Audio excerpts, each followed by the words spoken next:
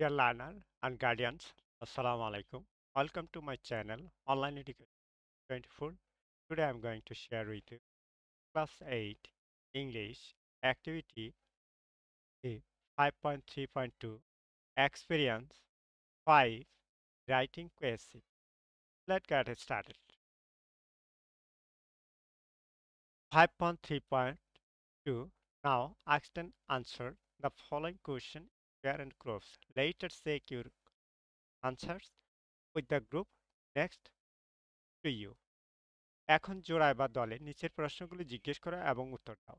পরে তোমার উত্তরগুলো তোমার পরবর্তী দলের সাথে মিলিয়ে নাও।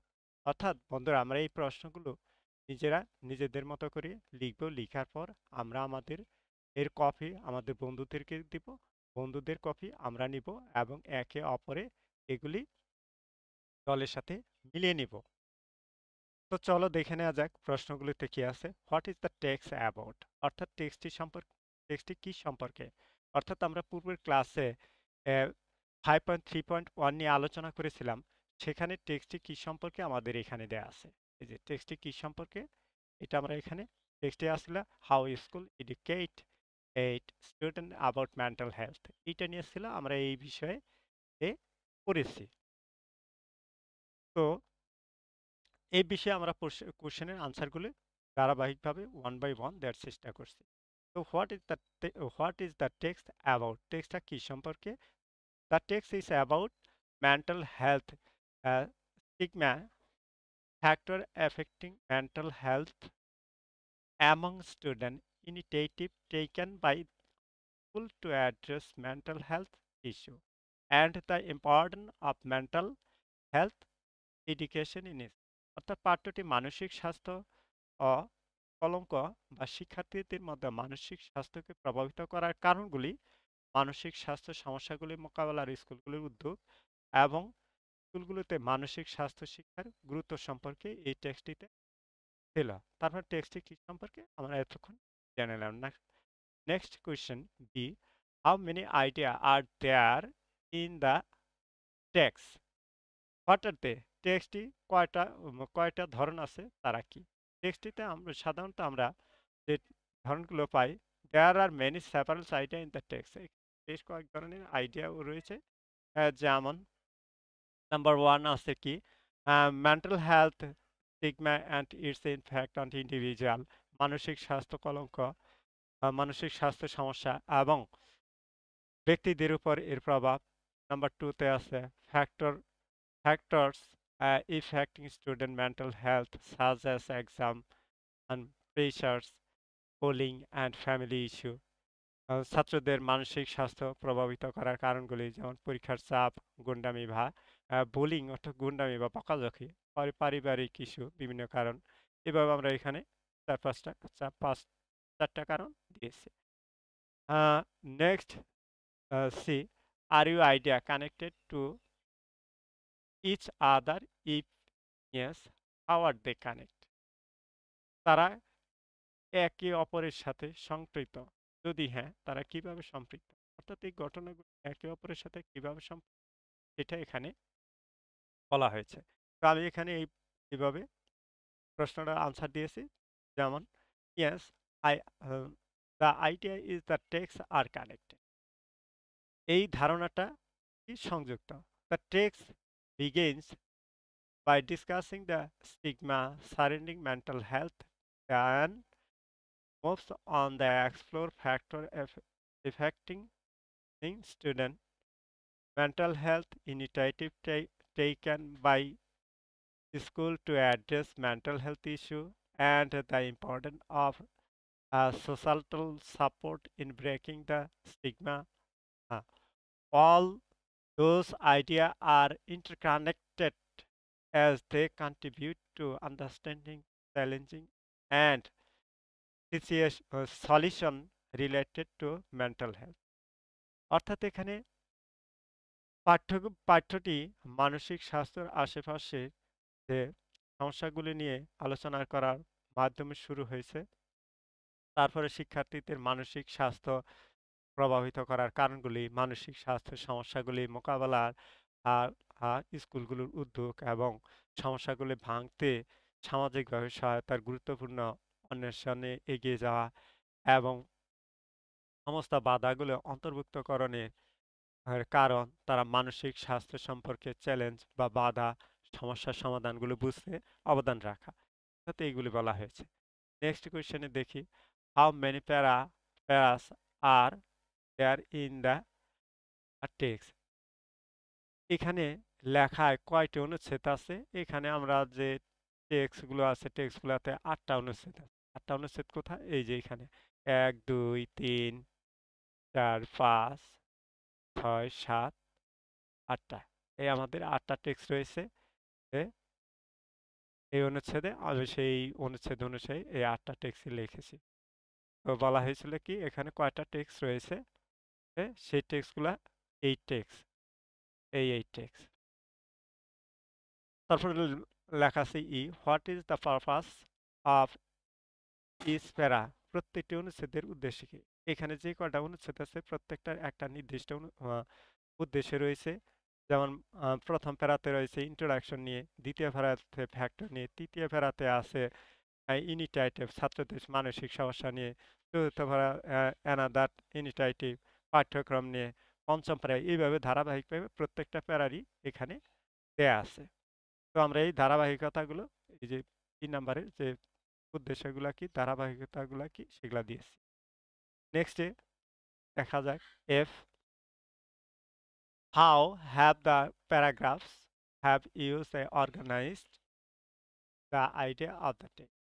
পাঠ্যের ধারাবাহিকগুলো সংগঠিত করতে অনুচ্ছেদভাবে ব্যবহার করতে হয়।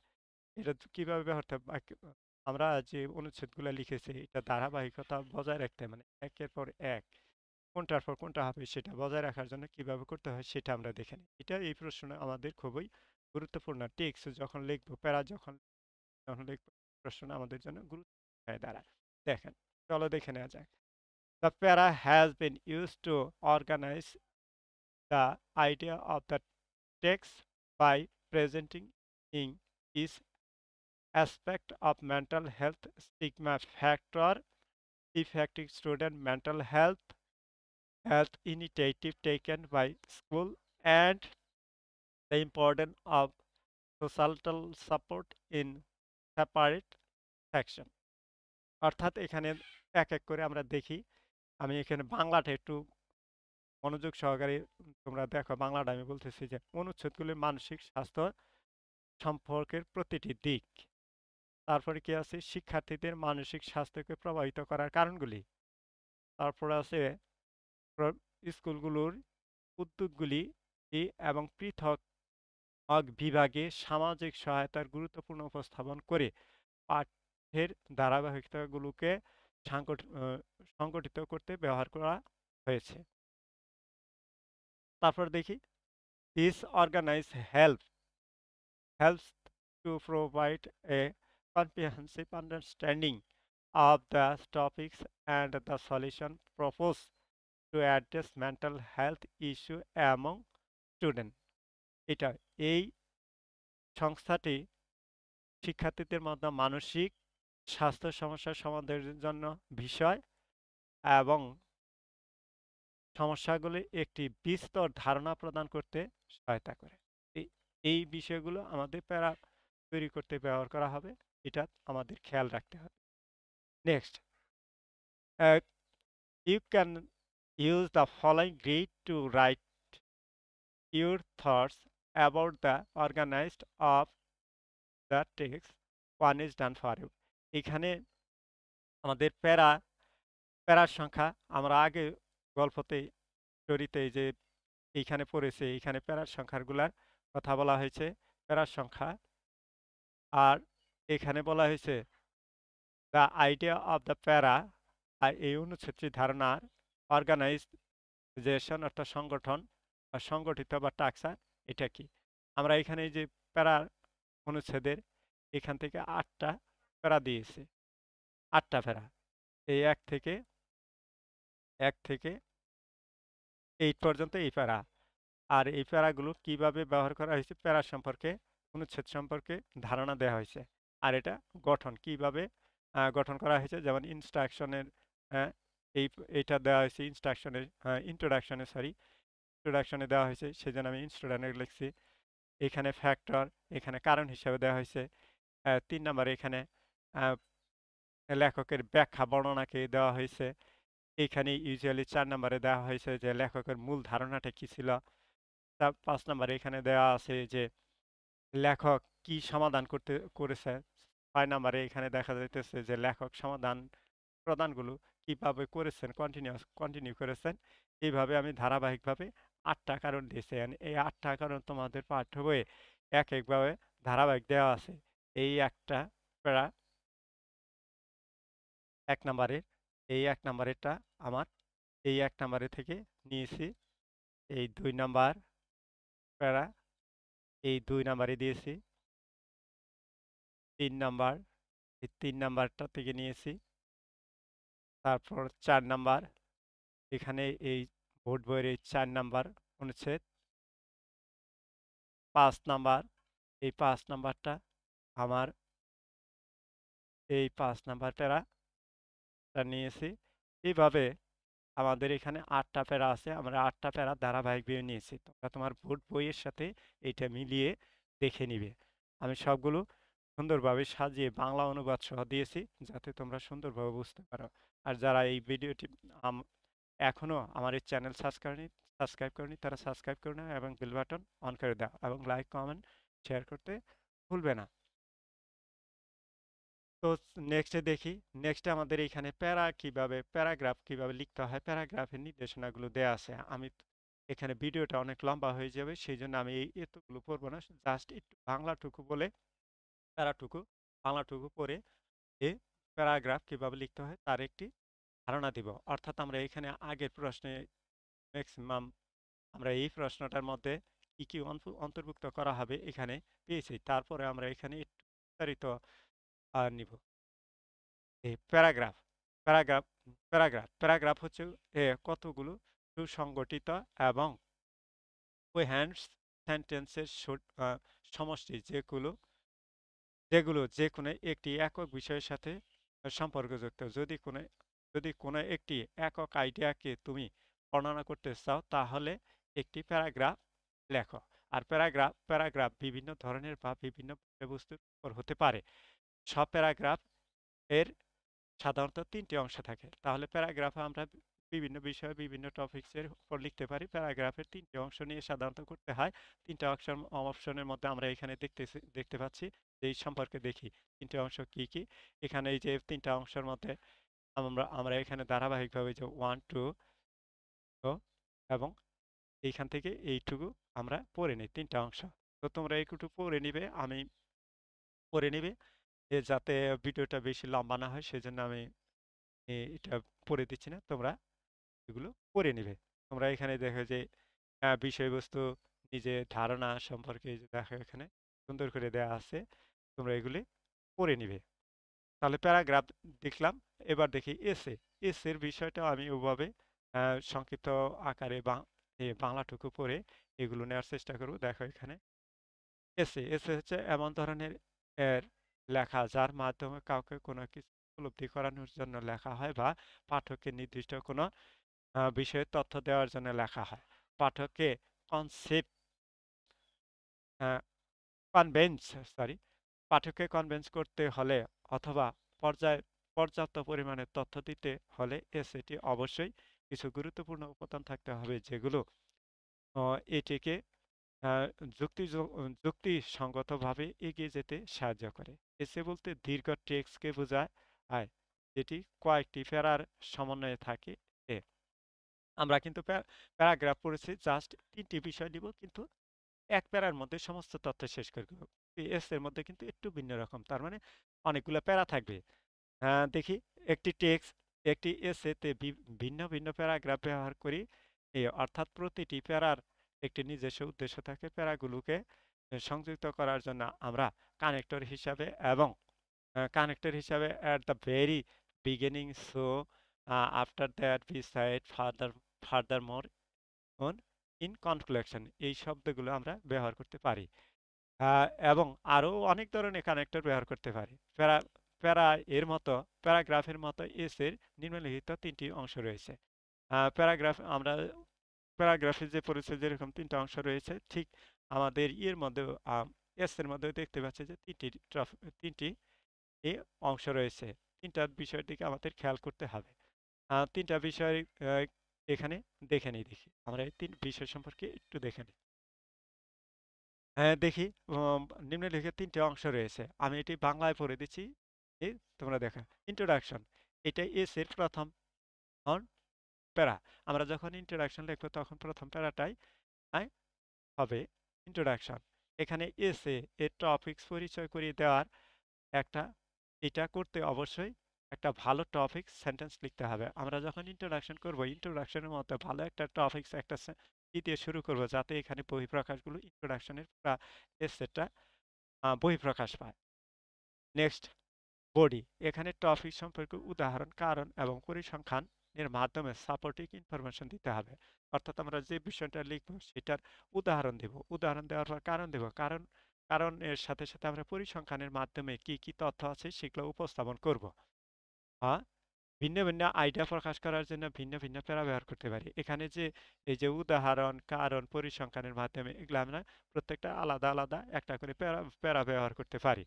নেক্সটে তৃতীয় যে অংশটা সেটা দেখব যে কনক্লুশন অন, এটা এস এর শেষে এর প্যারা। আমরা কনক্লুশনে যখন লিখবো, শেষের একটা উপসংহার লিখবো, প্যারাগ্রাফ লিখবো, তখন এই প্যারাটা লিখে এখানে তোমার আলোচনার প্রধান বিষয়বস্তু সম্পর্কে তোমার আর অবস্থা এবং দৃষ্টিভঙ্গি বর্ণনা করব। ইন্ট্রোডাকশন, কনক্লুশন এর মধ্যে বিভিন্ন সংযোগ স্থাপন করা, তোমার এসে এবং কনক্লুশনের নতুন আইডিয়া নিয়ে আসবে না, বা যোগ করতে হবে না। সুতরাং সবশেষে বলতে পারি কোনো প্যারা বা এসেকে কনহেয়ারেন্স করতে হলে এই জিনিসগুলো করতে হয়। অর্থাৎ সর্বশেষে আমরা যে প্যারাগ্রাফের কনক্লুশনগুলো করব, সেখানে কি কি অন্তর্ভুক্ত করব সেগুলো দেখে নেই। লেখার পূর্বের একটি আউটলাইনের পরিকল্পনা দিতে হবে। আমরা কি কিভাবে পরিকল্পনা করেছি সেটার একটা অংশ দিতে হবে। যে আইডিয়াগুলো আমরা লিখতে চাই সেই আইডিয়াগুলো চিহ্নিত করতে হবে, আমার ধারণাগুলো চিহ্নিত করতে হবে। তারপর আইডিয়াগুলোকে সংযুক্ত করার জন্য কোহেসিভ ডিভাইস ব্যবহার করতে হবে। অর্থাৎ আমাদের যে কানেক্টরগুলো, সংযোগগুলো আছে সেগুলো ব্যবহার করে সেন্টেন্স বা প্যারাগুলোকে সংযুক্ত করতে সাজাতে হবে। সেন্টেন্স প্যারাগুলোতে সংযুক্ত করার জন্য আমাদের যে কোহেসিভ যা সংযোজক, এগুলো আমরা সুন্দরভাবে ব্যবহার করব। সর্বশেষে কি করব, যে পরিমার্জন এবং প্রয়োজনীয় সংযোজন করতে হবে। এই হলো আমাদের এসেগুলা কিভাবে লিখবে, প্যারাগ্রাফ কিভাবে লিখবে, সংক্ষিপ্তভাবে তোমাদের মাঝে তুলে ধরার চেষ্টা করেছি। নেক্সটে চলো দেখে নেওয়া যাক কি আছে। Let's practice what we have learned. শিক্ষার্থীরা এবার কিভাবে এটা প্র্যাকটিস করবে, অনুশীলন করবে, সেটা 5.3.3-তে আমরা আলোচনা করব। অর্থাৎ আমরা এসে প্যারাগ্রাফগুলো ধারাবাহিকভাবে কিভাবে সাজিয়ে লিখতে পারি সেগুলো নিয়ে এখানে আমরা সরাসরি এখন এখন আমরা ধারাবাহিকভাবে সাজানোর জন্য সর্বশেষ সেটা আমরা করব। চলো দেখে নেওয়া যাক। That read the following sentence in pair and groups. দলে বা জোড়ায় নিচের বাক্যগুলো পড়ো। এখন আমরা এই সেন্টেন্সগুলো এটা পড়বো। They are not logically and chronologically organized. এখানে সেগুলো যৌক্তিকভাবে নিয়ন্ত্রিতভাবে সাজানো নাই। অর্থাৎ আমি এখানে সবগুলো বাংলায় একসাথে বলতেছি, এখানে যে লাইনগুলো আছে এগুলো এলোমেলোভাবে আছে, এখানে সাজানো নেই। আমরা এগুলো কি করব, সুন্দর করে সাজিয়ে লিখবো। কোথায় লিখবো, আমাদের এই যে এখানে একটা গ্রিড আছে, you can use this grid to organise the sentences to make a meaningful paragraph. এখানে এই এই লাইনগুলো এলোমেলোভাবে যে দেওয়া আছে, এগুলা এখানে একটা লাইন সাজিয়ে দেওয়া আছে। এইটা পরেরগুলো আমরা ধারাবাহিকভাবে এখানে সাজাবো। কিভাবে সাজাবো, আমরা উপরে যে এই যে কোহেসিভ ডিভাইসগুলা লিখেছি, শিখেছি, ব্যবহার করেছি, সেইগুলার আলোকে আমরা এগুলা সাজাবো। তো চলো দেখে নেওয়া যাক। One is done for you, একটা তোমার জন্য করে দেওয়া আছে যে ইন্ট্রোডাকশনে কি বসবে। ইন্ট্রোডাকশনে এই যে Prashant's Prashant's Bhatt's teacher has played an important role in his life by teaching his valuable life i- lesson and being a faithful companion. এখানে and দ্বারা and cohesive device দ্বারা সংযুক্ত করা হয়েছে এবং কি করা হয়েছে এখানে বলা হয়েছে connecting to similar information valuable life lesson and being a faithful companion. এইখানে এই সেন্টেন্সকে অ্যান্ড দ্বারা দুইটা সেন্টেন্সকে যুক্ত করা হয়েছে ইন্ট্রোডাকশনের মধ্যে। এখন এই লাইনটা আমার এখানে এই যে দেয়া আছে।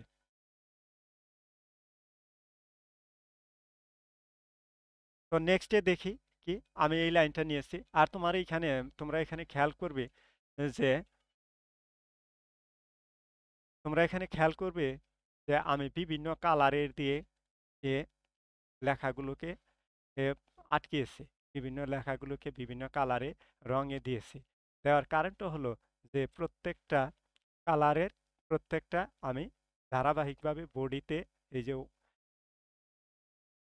ফার্স্ট প্রথমে আমি এই যে প্রুশানের লাইনটা এখানে দিয়েছি। তারপর এই যে firstly the bird are important show এখানে আমি দিয়েছি। দেখো এই যে দ্য বার্ড শেষের লাইন এই যে এই লাইনটা দিয়েছে যে সেকেন্ডলি লাইনটা দিয়েছি, অথচ সেকেন্ডলি আছে সেকেন্ড লাইনে। এইভাবে এখান থেকে প্রত্যেকটা লাইন আলাদা আলাদাভাবে সাজানোর জন্য ইন্ডিকেট করার জন্য দিয়েছি। এখন চলো দেখানে ওয়ান বাই ওয়ান শেয়ার করি। তো ইন্ট্রোডাকশনে আমরা দিয়েছি যে ধারাবাহিকভাবে প্রথমে যে লাইনটা সাজানো যায় সেটা দিয়েছি। এই যেমন এটা তোমাদের দেওয়া আছে। আর মূল বডিতে আমরা দিয়েছি যে ফার্স্টলি সেকেন্ডলি থার্ডলি। আমার এখানে ফার্স্টলি সেকেন্ডলি থার্ডলি এলোমেলো ভাবে দেওয়া আছে। যে এখানে দ্বিতীয় লাইনে দেওয়া আছে আর তৃতীয় লাইনে এটা দেওয়া আছে, আবার তৃতীয় লাইনে তৃতীয়টা দেওয়া আছে, আবার একবার লাস্টের লাইনে সেকেন্ডলি দিয়ে আছে। আমি ওখান থেকে এলোমেলোগুলো এখানে গুছিয়ে দিয়েছি এবং এই যে ফার্স্টলি প্রথমত, সেকেন্ডলি দ্বিতীয়ত, থার্ডলি তৃতীয়ত। এই যে বডিতে আমি যে তিনটা প্যারা দিয়েছি, তিনটা প্যারা এই যে প্রথম যেটা হবে সেটা প্রথমে দিয়েছি যে ফার্স্টলি প্রথমত, দ্বিতীয়টা দ্বিতীয়তে দিয়েছি, কিন্তু এইখানে দ্বিতীয়তে নাই, আছে একবারে লাস্টের লাইনে। এগুলো আমি এখানে গুছিয়ে দিয়েছি এলোমেলোগুলি। আর এখানে ওভারঅল কনক্লুশনের লাইনটায় এই যে ওভারঅল দিয়ে ছেড়ে আমি যে কনক্লুশনের লাইনটা এখানে দিয়েছি। তোমরা এখানে বোর্ড বই ধরে আমার এই কালার মার্কিং করে এই গ্রিডটা এই কলামটা তোমরা সুন্দর করে তোমাদের বইয়ে হ্যাঁ পূরণ করবে। এবং ভিডিওটা শেষ পর্যন্ত যারা দেখেছো তাদেরকে অসংখ্য ধন্যবাদ। এবং ভিডিওটি যদি ভালো লেগে থাকে তাহলে লাইক কমেন্ট শেয়ার করতে ভুলবে না। তো তোমাদের সকলের সুস্বাস্থ্য কামনা করে আজকের মতো শেষ করছি। আল্লাহ হাফেজ।